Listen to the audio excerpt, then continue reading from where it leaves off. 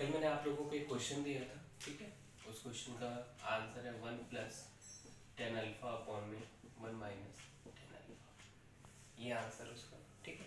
जिन्होंने सॉल्व कर लिया अच्छा है, जिन्होंने सॉल्व नहीं किया उसको सॉल्व कर लिया। इजी क्वेश्चन है, कुछ थोड़ा सा लॉजिक लगा लो उसमें, ठीक।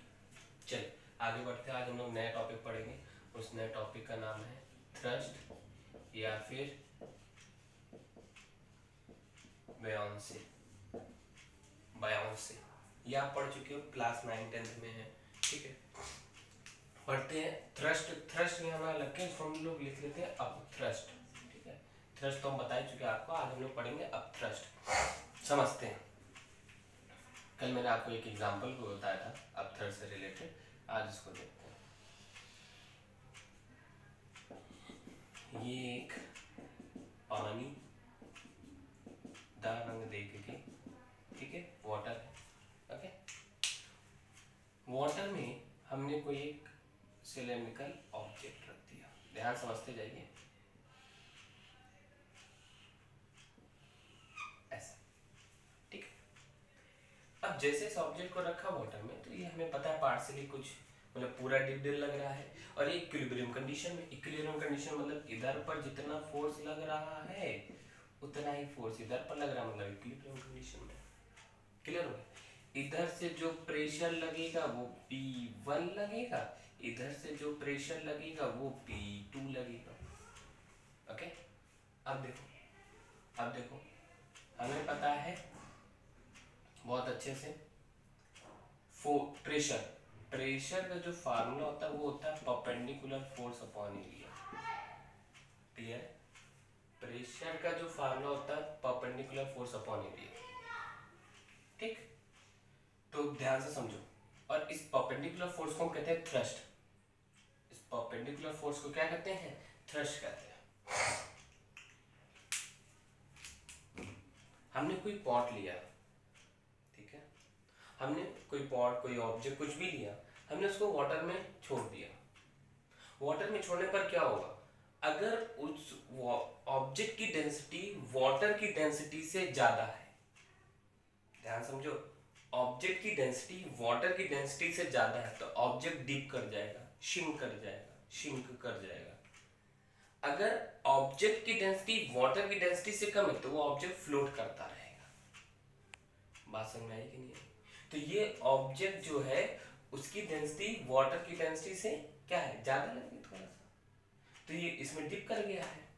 तो डिप करने पर क्या होगा? जब भी कोई ऑब्जेक्ट डिप करता है तो ऐसा नहीं है कि जो ऑब्जेक्ट फ्लोट कर रहा है उसी पर एक थ्रस्ट लग रहा है, नहीं, जो ऑब्जेक्ट डिप भी कर रहा है उस पर भी थ्रस्ट लग रहा है, हर तरीके से लगेगा। तो जो ऑब्जेक्ट है उस पर थ्रस्ट, अप थ्रस्ट लग रहा, तो जब अप थ्रस्ट लगेगा तो ये उसको ऊपर फेंकने की कोशिश करेगा, ठीक है, ओके। और ये ऊपर से प्रेशर लगाए, भाई सीधी सी बात है, हम लोग स्विम करते हैं ऊपर, जब ऊपर से नीचे जाते हैं तो हमें कोई वाटर है जो अपथ्रस्ट है वो ऊपर की ओर फेंकने की कोशिश करता है, तो वो ऊपर की ओर फेंकता है, उसी को अपथ्रस्ट कहते हैं, ये याद रखिएगा, ठीक है, ओके। तो यहाँ पर हम फोर्स के लिए बात कर रहे हैं, तो हम यहाँ पर प्रेशर Pa लग जाएगा और यहाँ पर P2 लग जाएगा। हाइट क्या है भाई? H है। क्लियर हो गया। अब लगाते हैं कंडीशन थ्रस्ट के लिए। तो हमने आपको याद होगा कल फार्मूला बताया था, वो भी जॉर्ज प्रेशर के लिए बताया था, याद आ रहा होगा। तो हम इसको क्या P2 - P1 = ρgh लिख सकते हैं। इसको हम क्या कहते हैं? George pressure, GAUG, George pressure कहते हैं। समझ में आ गया होगा, ठीक है। अब आगे बढ़ते हैं भाई। अब हमें निकालना नेट फोर्स इस पर कितना लग रहा है। ये हमारे लिए बन जाएगा F1 और ये हमारे लिए बन जाएगा F2। So force acting on the object, तो ऑब्जेक्ट पर कितना फोर्स एक्ट कर रहा है, ठीक। अब देखो भाई, तो अब जो थ्रस्ट ऊपर के लिए लगाएगा वो मैक्सिमम होगा एज कंपेरिजन देन ऊपर से जो अप्लाई और जो नीचे से ऊपर के लिए लगाए वो मैक्सिमम होगा। तो F2 change of pressure force, F2 - F1। तो हम F2 की जगह पर क्या ले सकते हैं? P2A माइनस का P1A। यहां से अगर हमने A को बाहर किया तो P2 - का P1, अब ध्यान से देखो, P2 minus P1, P2 minus P1 रो जी एच बना, तो A रो जी एच, तो A अगर आप लिखो, हम A H रो जी लिख सकते हैं, हम इसको क्या लिख सकते हैं, वॉल्यूम लिख सकते हैं, ठीक है। तो हमारे पास क्या निकल कर आ जाए, V रो जी, क्या लिख सकते हैं, V रो जी। इसी को हम कहते हैं अपथ्रस्ट, क्या कहते हैं, अपथ्रस्ट। समझ में आ गया। अब V यहां पर क्या है, रो क्या है, ध्यान से सुनो, where V is, या V is ऐसे लिख लो, V volume of emerged object, ठीक। रो क्या है, density, density of fluid, okay. खत्म। ये चीज याद रखना है आपको। क्लियर हो गया भाई? आया आया पक्का? लॉक करें? चलो नोट कर लीजिए इसको। ये फार्मूला आपको याद रखना है, और खासकर ये फार्मूले में ये चीज याद रखना है कि ऑब्जेक्ट कितना इमर्ज है। अगर ऑब्जेक्ट पूरा है तो पूरे वॉल्यूम लोगे, अगर ऑब्जेक्ट हाफ इमर्ज है तो हाफ का वॉल्यूम लोगे, अगर ऑब्जेक्ट पार्शियली इमर्ज है तो पार्शियली का वॉल्यूम लोगे। ये नहीं कि हर जगह हमने इमर्ज हाफ है, आपने पूरे का वॉल्यूम ले लिया, तो गलत हो जाएगा। ओके, नोट करिए, नोट करिए जल्दी।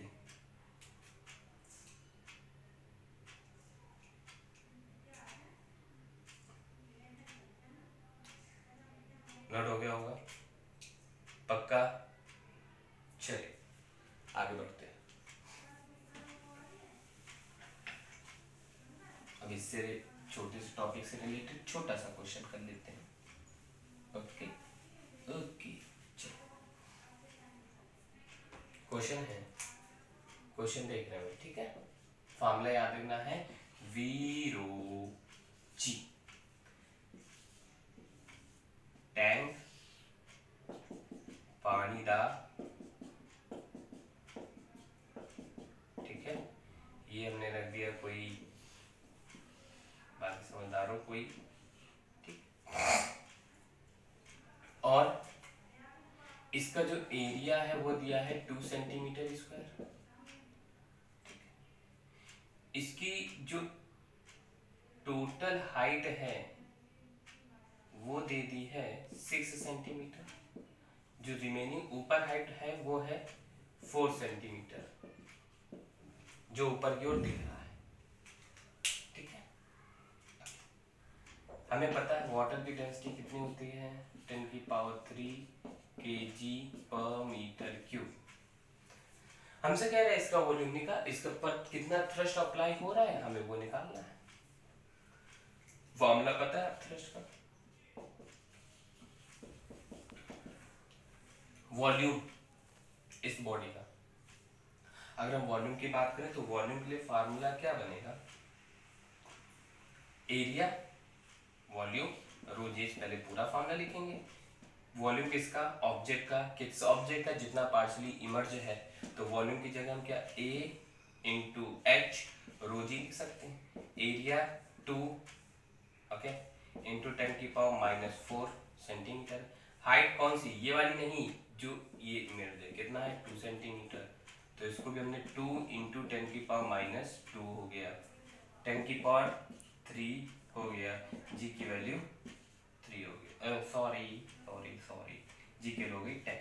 ओके, अब देखो भाई ध्यान से देखो, 10⁻⁴ से 10⁻⁴ में 2 2 ज़ा 4 इंटू 10⁻⁻² न्यूटन। मतलब इस ऑब्जेक्ट पर कितना थ्रस्ट लग रहा है, 10⁻⁴ इंटू 10⁻⁻² न्यूटन का। दैट मीन्स 0.04 न्यूटन का फोर्स इम्पैक्ट हो रहा है। आ गया समझ में, अच्छे से आ गया, पक्का आ गया होगा, नोट कर ले पक्के से। सिंपल सा क्वेश्चन है, नोट कर।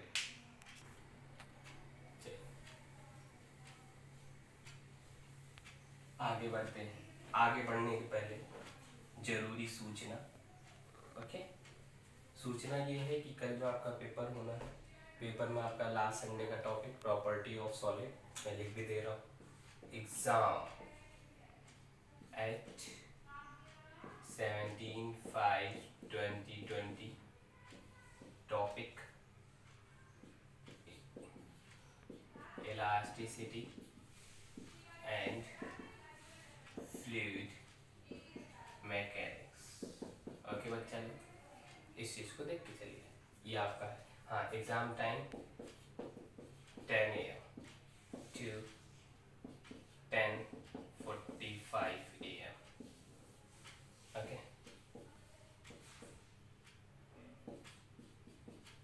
आंसर की 10:46 AM to be posted on group.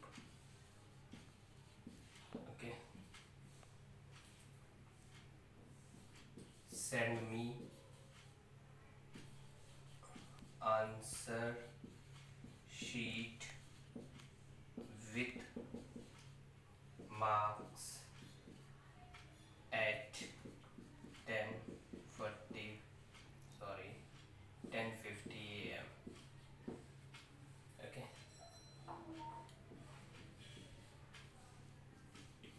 the result announced at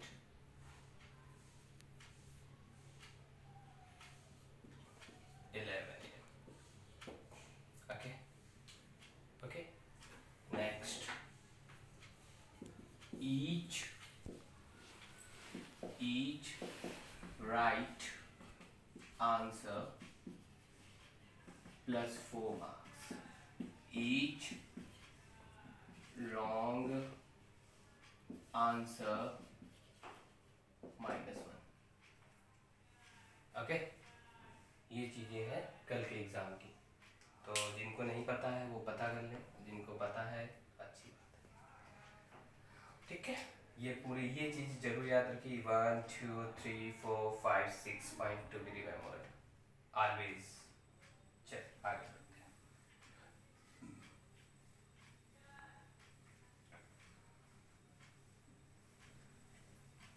किसी महापुरुष ने कहा है, ध्यान से सुनिएगा सभी लोग, कि गुरु और रोड मतलब सड़क, दोनों का रिलेशन बहुत ही कॉमन है।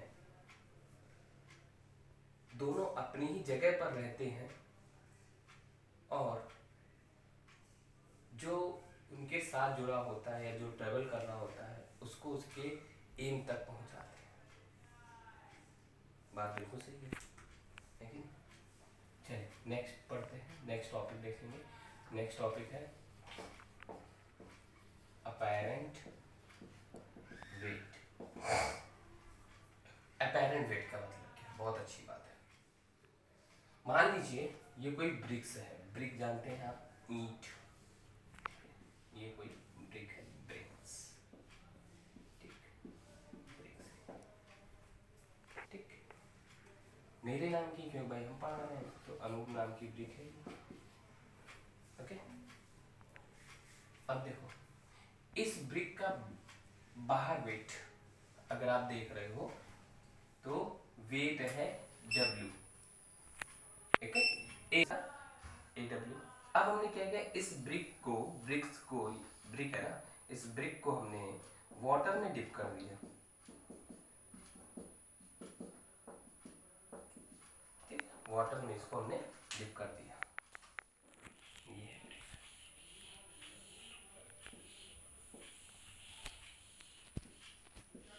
ये है ब्रिक, और इसको हमने वाटर में डिप कर दिया। भाई हम पहले कोई भी चीज लेते हैं उसका बाहर वेट अलग होता है, लेकिन हम जैसे पानी लेते हैं तो उसका कुछ अपैरेंट वेट पता चलता है। हमें ऐसा लग रहा है वेट कम हो गया, बट एक्चुअल में होता नहीं है, लगता है, फील होता है। जो फील हो वही अपैरेंट वेट है, याद रखिएगा। तो अब यहाँ पर इसका वेट कुछ अलग हो जाएगा, तो ये वेट, ठीक है, वेट क्या हो गया, अपथ्रस्ट के लिए हो गया, ठीक है, अपथ्रस्ट के लिए हो गया। अब दोनों वेट में जो डिफरेंस आएगा उसी को हम क्या कहते हैं, अपैरेंट वेट कहते हैं। समझ में आ गया? तो apparent weight is equal to weight in air minus weight upthrust. Clear हो गया? ठीक है, अब थ्रस्ट का हमें फार्मूला पता है। अब अगर ध्यान से देखो, या फिर हम इसको ये भी लिख सकते हैं, वेट इन एयर mg लिखेंगे। अब थ्रस्ट को क्या लिखेंगे? v rho g लिखेंगे भाई। यहाँ से g को कॉमन करेंगे तो m माइनस ये रख देंगे। समझ में आ गया होगा भाई? कोई दिक्कत, कोई समस्या, कोई परेशानी नहीं? तो समझ में आ गया भाई कि हमेशा याद रखिएगा, किसी भी ऑब्जेक्ट का जो वेट है वो एटमॉस्फेयर में अलग होगा। एटमॉस्फेयर में वेट ज़्यादा होगा, ओपन एटमॉस्फेयर में वेट ज़्यादा होगा। लेकिन अगर हम उसको कोई लिक्विड में लेकर जाएंगे, वाटर में लेकर जाएंगे, तो उसका वेट कुछ अपेरेंट फील होगा। अपेरेंट का मतलब ये नहीं कि अगर हमने 10 kg का कोई वेट रखा तो वो 1 kg का होगा, नहीं, बहुत कम फ्लक्चुएशन होता है। तो हमें पता चलेगा कि उस ऑब्जेक्ट का वेट कुछ हमें कम फील हो रहा है, उसी को अपेरेंट वेट कहते हैं। अपेरेंट वेट का फॉर्मूला ये होता है। समझ में आ गया होगा? पक्का आ गया है? लॉक करें? पक्का? Weight air minus weight upthrust. Okay, चलिए अब क्वेश्चन देखते हैं इससे। चिल्लर सा क्वेश्चन, ठीक है। ये है एक पॉट, ये है कोई लिक्विड,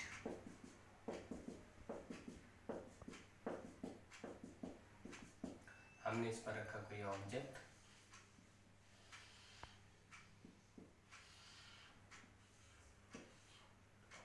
जिसका एरिया है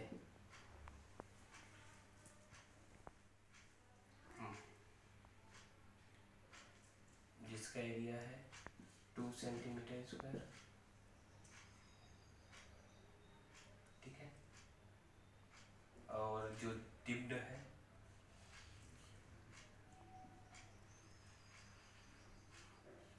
ठीक,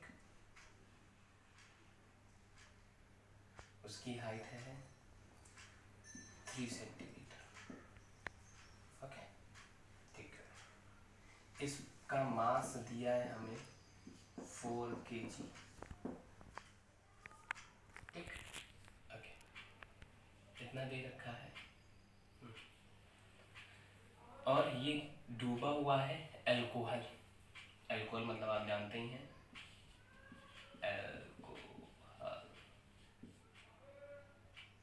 मतलब, समझ गए? बहुत लोग तो मुस्कुराने लगे होंगे। ओहो, ओके, चलिए अब हमें इसका निकालना है अपेरेंट वेट, क्योंकि जितना देगा उसी के लिए निकालने हैं।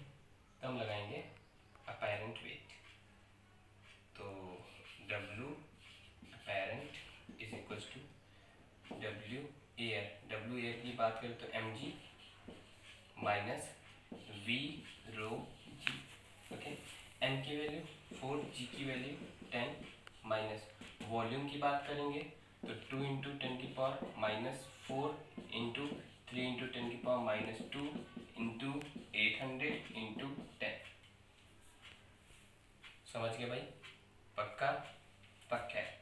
1 2 3, ओके, माइनस 1 तो निकल कर आ गया 40 माइनस 1 बना 3 2 जा 6 इंटू 10 की पावर माइनस का 3, तो 40 माइनस 0.006 सब्ट्रैक्ट करेंगे। ओके, इसको सब्ट्रैक्ट करेंगे, बिल्कुल करेंगे।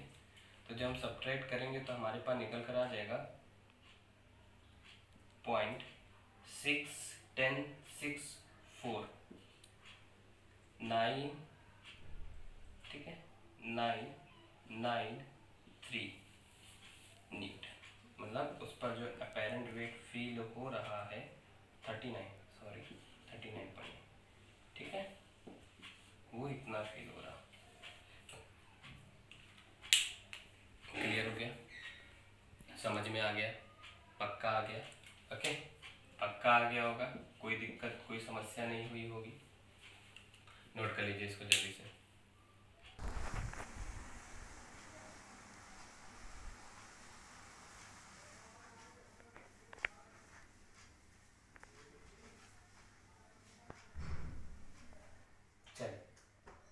नेक्स्ट क्वेश्चन,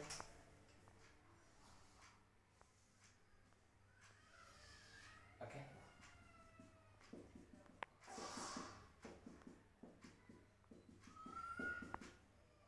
ठीक, ओके। अब देखो सेम यहाँ पर हमने क्या किया, एक कोई सिलेंड्रिकल ऑब्जेक्ट ले लिया, जरूरी नहीं सिलेंड्रिकल, आप कोई भी ऑब्जेक्ट ले सकते हो, बार बार बोल रहा हूँ, ठीक है। इसका ठीक है, इस ऑब्जेक्ट की जो डेंसिटी दे रखी, डेंसिटी ऑफ ऑब्जेक्ट दे रखी है 1000 kg पर मीटर क्यूब। ये वाटर में डिप है तो वाटर डेंसिटी 10³ kg पर मीटर क्यूब। क्लियर हो गया? ओके, ये जो ऑब्जेक्ट डिप है ये वाटर में डिप्ड है टोटल का 1/3, मतलब कोई इतना बड़ा ऑब्जेक्ट है, इतना बड़ा ऑब्जेक्ट का 1/3 पार्ट ही डिप्ड है, ठीक। इसका मास जो दे रखा है वो हमें दे रखा है 500 ग्राम।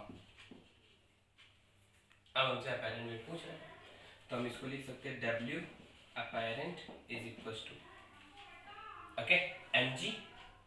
अब ध्यान से देखो, m की वैल्यू अगर आप इसको केजी में करोगे तो 0.5 kg बनेगा, तो 0.5 माइनस g की वैल्यू, सॉरी g की value 10 minus,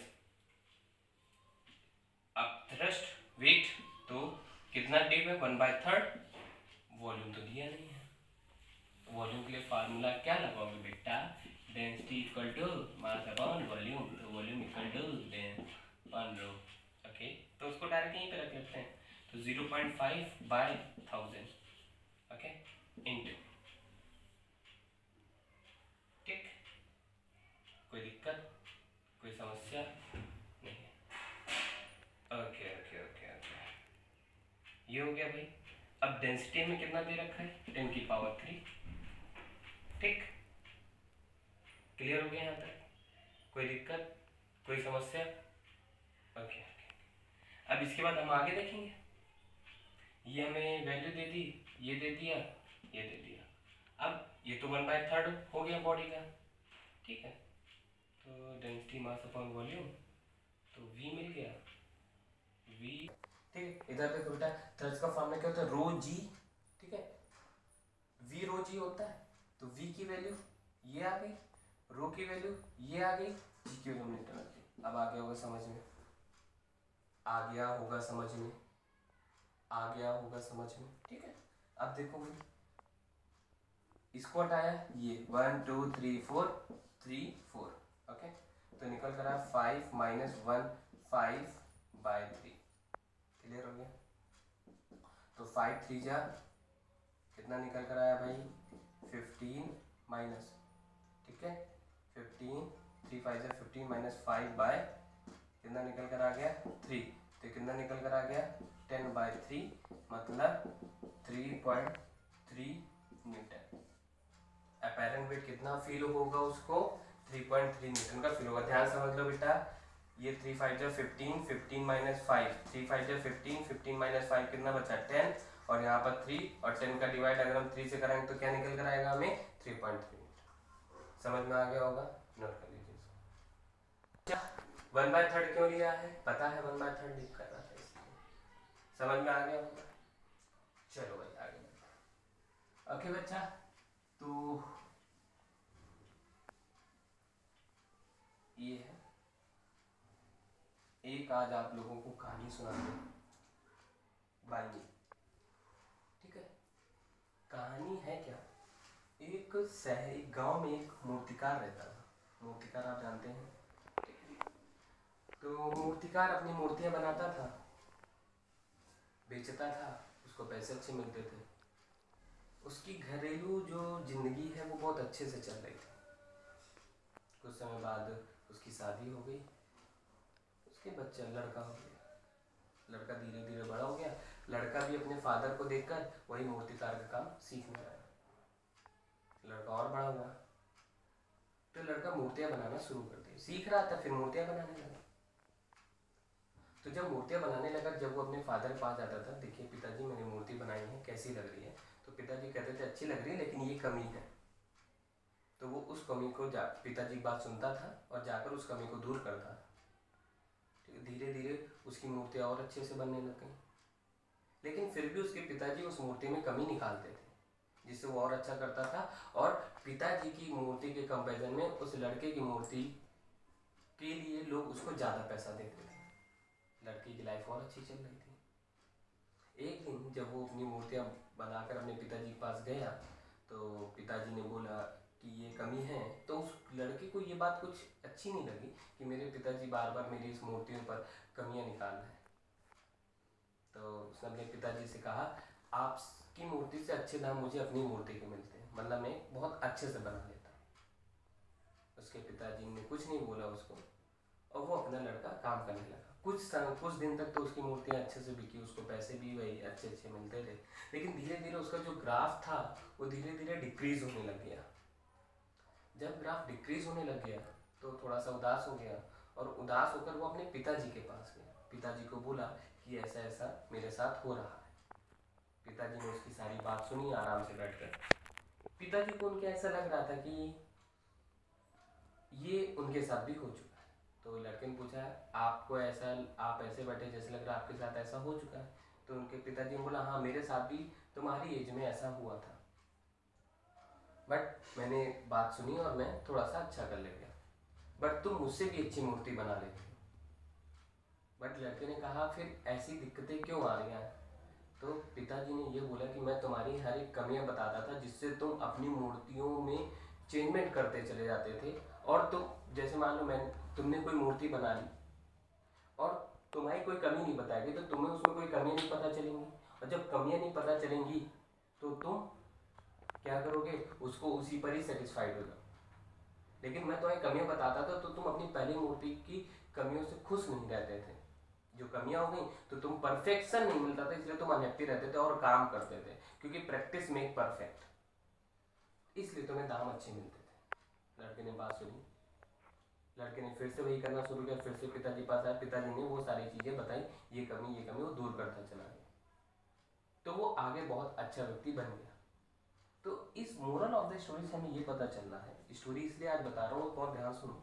moral of the story ये पता चल रहा है कि हम लोग बहुत जल्दी सेटिस्फाइड हो जाते हैं, और जो व्यक्ति अपनी लाइफ में सेटिस्फाइड कहीं पर भी हो गया मतलब उसकी ग्रोथ रुक गई, प्रोग्रेस रुक गई। और मैं आपको ये बोलूँगा कि आप लोग कभी भी सेटिस्फाइड ना हो, क्योंकि जिस दिन आप लोग सेटिस्फाइड हो गए आपकी ग्रोथ रुक जाएगी। तो हमेशा आप अनसेटिस्फाइड रहो, आप हमेशा अनसेटिस्फाइड रहोगे, तभी आप में जानने की इच्छा, नोइंग पर्सन, अपनी जो भी आपकी कमियां उनको सुधारने की इच्छा बहुत ज़्यादा बनी रहेगी। क्योंकि अगर आप सेटिस्फाइड हो गए तो आपकी इच्छाएं सारी खत्म हो गई, और जब इच्छाएं खत्म हो गई तो आपकी प्रोग्रेस रुक जाएगी। क्योंकि जब आप अनसेटिस्फाइड हो गए तो अगर आपकी सेटिस्फेक्शन रुक गया तो लोगों की तो एक्सपेक्टेशन ज़्यादा ही है ना, लोगों की एक्सपेक्टेशन कभी खत्म नहीं होती। लेकिन आपकी एक्सपेक्टेशन खत्म हो गई, दैट मीन्स अब आप, जो व्यक्ति आपसे जुड़े हैं उनके लिए अब आप खराब हो गए, वो दूसरी तरफ मूव कर जाएंगे। समझ गए? तो इसलिए आपको हमेशा अनसेटिस्फाइड बनना है। जैसे मार्क्स से रिलेटेड होता है, पढ़ाई से रिलेटेड होता है, मैंने 2 घंटे पढ़ लिया, आई एम टोटली सेटिस्फाइड, ये वर्ड आ गया, I am totally satisfied to my study, ये गलत है। आपको ये बोल, I am not satisfied to my marks, I am not satisfied to my study. If anyone told you कि ये आपका ये चीज़ गलत है तो एक्सेप्ट, यस गलत है, ये नहीं कहे तो भैया हमसे ज़्यादा आता है क्या, ये कहना बहुत गलत है। हाँ गलत है, ठीक है, मैं उसको अच्छा करूँगा, क्योंकि उसने कमी बताई है और कमी जो बताएगा वो आपके लिए अच्छा है। तो इसलिए मैं आप लोग को ये बोलूँगा, मार्क्स के लिए नहीं कि मेरे 180 आउट ऑफ, नीट वालों के लिए बोल रहा हूँ, मेरे 180 आउट ऑफ 120 मार्क्स आ गए, I am the topper of my class, I am the topper of my section, I am the topper of my batch. No, ये सेटिस्फेक्शन हो गया। 120 आए, I am not satisfied, but I am topper, but I am not satisfied. क्यों? क्योंकि आपका competition overall all pan India, मतलब whole India के बच्चों से। क्या जो टॉपर आता है, जो AIR लाता है, क्या वो 120 मार्क्स लाता है? नहीं, उसके मार्क्स 175 के ऊपर होते हैं। तो अभी देखा जाए तो आप 55 मार्क्स पीछे हो, तो हाउ गेट योर स्कोर? जैसे जेई वालों के लिए 100 मार्क्स का जेई का पेपर हुआ, 50 मार्क्स आ गए, I am the topper. No,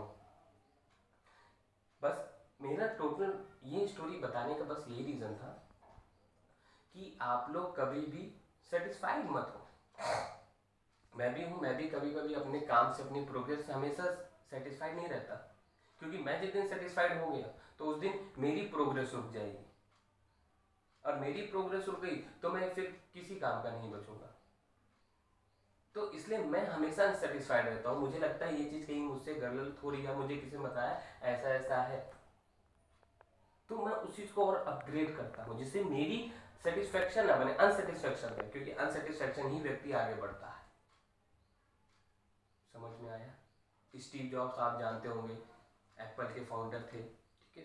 उन्होंने कहा था stay hangry, hangry hungry, stay foolish, मूर्ख बने रहो और भूखे बने रहो, क्योंकि यही लोग आगे सक्सेस होते हैं। और अगर आप अपने आप को विद्वान समझ लिए और आपकी भूख खत्म हो गई तो आप कभी भी प्रोग्रेस नहीं कर पाओगे। तभी ये जो व्यक्ति जो मोटिवेशनल दिए हैं ये लोग आज बहुत आगे हैं। और हमें क्या सीधी सी मैंने स्टीव जॉब का नाम लिया, क्या स्टीव जॉब ने अपना आईफोन का एक ही क्या फ़ोन बनाकर छोड़ देना, ही हम सेटिस्फाइड होगा, हम फ़ोन नहीं बनाएंगे? नहीं, उनका हर साल फ़ोन अपग्रेड होता है। क्यों? क्योंकि वो अनसेटिस्फाइड है कि हम इसमें ये चीज़ और अच्छे से कर सकते हैं, हम इसमें और अच्छे से कर सकते हैं, हम और अच्छे से कर सकते हैं। तभी उनकी जो आईफोन कंपनी वो आज भी आगे बहुत आगे बढ़ती जा रही है, और आज भी लोग आईफोन लेना पसंद करते हैं। उसकी कंडीशन में आज तक कोई फ़ोन कंपनी नहीं पहुंच पाई है, तो उन्होंने ये चीज़ नहीं सोची। तो हम लोग तो उनके कंपैरिजन में अभी तो स्टार्ट किए हैं। समझ रहे हैं आप लोग इस चीज़ को? तो हमेशा अनसेटिस्फाइड रहो। कोई आपकी कमी बताता हो उसको एक्सेप्ट करो, हाँ ये कमी है, हम इसको दूर करेंगे, और तब आप आगे बढ़ोगे। समझ में आया मेरी बात अच्छे से आगे? ठीक है। तो आज मैंने आपको 2 टॉपिक कराए हैं। मंडे को हम लोग आर्किमिडीज प्रिंसिपल करेंगे, उससे रिलेटेड क्वेश्चंस करेंगे, ठीक है। रिलेटिव डेंसिटी पढ़ेंगे, उससे रिलेटेड क्वेश्चंस करेंगे, ठीक है। तो आज के लिए इतना ही। से goodbye, all the best for tomorrow examination. Everyone be present and sharply given at 10 AM। Okay, चलिए तब तक के लिए गुड बाय।